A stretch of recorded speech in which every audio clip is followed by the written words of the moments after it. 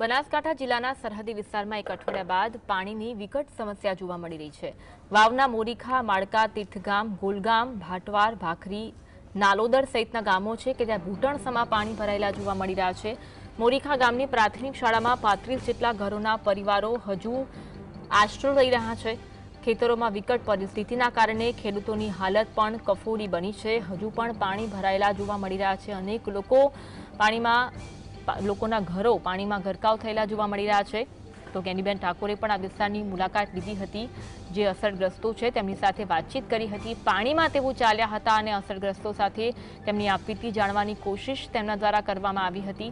સ્થાનિકોમાં એ રોષ જોવા મળી રહ્યો છે કે વરસાદ તો બંધ થઈ ગયો છે, આટલા દિવસો વીતી ગયા છે છતાં પણ આ પાણી ઓસર્યા નથી અને પાણી ઉલેચવાના કોઈ જ કામગીરી તંત્ર દ્વારા કરવામાં નથી આવી રહી, જેના કારણે લોકોને હાલાકીનો સામનો કરવાનો વારો આવ્યો છે। અને ખેતરો એવા છે કે જ્યાં પાણી ભરાયેલા જોવા મળી રહ્યા છે। ખેડૂતોના મહામૂલા પાક છે સોથ વળી ગયો છે, જેના કારણે ખેડૂતો પણ અનેક મુશ્કેલી અનુભવી રહ્યા છે।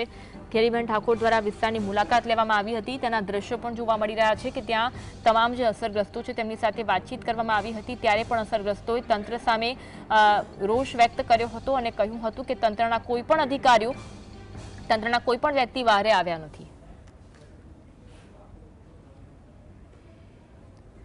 આજ અંગે વધુ વાત કરીશું। સંવાદદાતા કલ્પેશ અમારી સાથે લાઈવ જોડાયા છે। કલ્પેશ, જે આ ગામ છે, હજુ પણ અનેક ગામો છે કે જ્યાં પાણી ભરાયેલા જોવા મળી રહ્યા છે, લોકોને હાલાકીનો સામનો કરવાનો વારો આવ્યો છે અને ગેનીબેન ઠાકોર જ્યારે મુલાકાતે આવ્યા ત્યારે સ્થાનિકો દ્વારા રોષ પણ વ્યક્ત કરવામાં આવ્યો હતો। શું કહેવું છે સ્થાનિકોનું?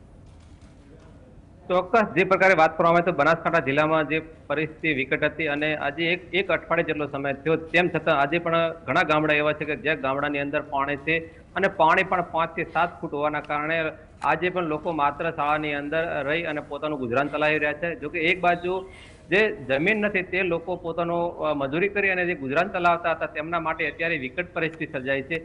જો ખાસ કરીને જે વાત કરવામાં આવે તો રાજ્ય સરકાર તરફથી મુખ્યમંત્રી 2 દિવસ આ વિસ્તારમાં રોકાણા હતા અને તમામ પરિસ્થિતિનો તાજ મેળવ્યો હતો। મુખ્યમંત્રી ખુદ પણ જોઈને ગયા છે કે આ વિસ્તારની અંદર 5 થી 7 ફૂટ જેટલું પાણી ભરાયું છે, તેના કારણે વિકટ પરિસ્થિતિ છે। જે વિસ્તારના લોકોને જે કેશ ડોલ આપવાની વાત છે, તે કેશ ડોલ પણ હવે ઓનલાઈન ફોર્મ ભરીને આપવાની છે। એમાં સૌથી મોટી સમસ્યા સર્જાવાની છે, કારણ કે જે આ વિસ્તારના લોકો છે તે પાણીના કારણે જે ગરકાવ થયો હતો અને તે તમામ જે ડોક્યુમેન્ટ છે તે પાણી અને અંદર ડોક્યુમેન્ટ મૂકીને આવ્યા છે અને માત્ર પોતાનો જીવ બચાવી નીકળી ગયા છે। ત્યારે આ પરિસ્થિતિના કારણે જો આ ફોર્મ ભરવામાં આવે છે અને ફોર્મ ભરાશે તો જે પૂર પીડિતો જે વરસાદથી હાલાકી ભોગવે તેના કરતાં પણ વધુ હાલાકી આ ડોક્યુમેન્ટનો ગોતવામાં અને ફોર્મ ભરવામાં ભોગવાનો વારો આવશે તેવું ચોક્કસ હાલ તો દેખાઈ રહ્યું છે। જી, કયા કયા વિસ્તાર એવા છે કે જે પાણીમાં ગરકાવ થયેલા છે અને ખાસ કરી ખેડૂતોની મુશ્કેલી વધી છે? કલ્પેશ, ચોક્કસ જે વાત કરવામાં આવે તો મોરીખા હોય, માળકા હોય, ભાટવાર વાસ હોય, ભાટવાર ગામ હોય, લીંબાળા હોય, ગોલગામ હોય, જલોયા હોય, સોઈગામ હોય, ભરડવા હોય સહિતના જે ગામો છે ત્યાં 5 થી 8 ફૂટ જેટલું પાણી ભરાયું હતું ને તેના કારણે આજે પણ ખેડૂતોના ખેતરોમાં જે પાક હતો તે નષ્ટ થયો છે અને આજે પણ ખેડૂતોના ખેતરોમાં પાણીનો પ્રવાહ એક અઠવાડિયા બાદ પણ પ્રવાહ સતત ચાલી રહ્યો છે। તેના કારણે ખેડૂતો ભારે હાલાકી ભોગવાનો વારો છે। જોકે રાજ્ય સરકાર તરફથી જે ખેડૂતોને પશુઓ માટે જે ઘાસ ડેપો ચાલુ કરવાની વાત છે, તે ઘાસ આપવાની વાત છે, પણ તે ઘાસ ક્યારે આવશે તે પણ એક મોટી સમસ્યા સર્જાઈ રહી છે। જી, ગેનીબેન ઠાકોર દ્વારા આ વિસ્તારની મુલાકાત લેવામાં આવી, અસરગ્રસ્તો સાથે વાતચીત કરવામાં આવી, કોઈ આશ્વાસન આપવામાં આવ્યું છે? ચોક્કસ કાલે ગેનીબેને ઘણા ગામડાની મુલાકાત કરી હતી અને જે સ્થાનિક ધારાસભ્યો તેમણે પણ મુલાકાત કરી રહ્યા છે। અલગ અલગ જે વિસ્તારમાં જે આગેવાનો છે તે પણ મળતા હોય છે, પણ તે અત્યારે હાલ જે એનો કોઈ મળવાથી કોઈ સમાધાન નથી। ગેનીબેન ઠાકોરે પણ મુખ્યમંત્રીને રજૂઆત કરી છે અને આ વિસ્તારના જે તમામ લોકો છે, પીડિતો છે, તેમને યોગ્ય વળતર આપવામાં આવે અને કેશ ડોલ જે છે તે પણ કેશમાં આપવામાં આવે તેવી પણ ગેનીબેન ઠાકોરે મુખ્યમંત્રીને રૂબરૂ મળી અને રજૂઆત કરી હતી। જી, આભાર કલ્પેશ, જોડાવા માટે અને માહિતી આપવા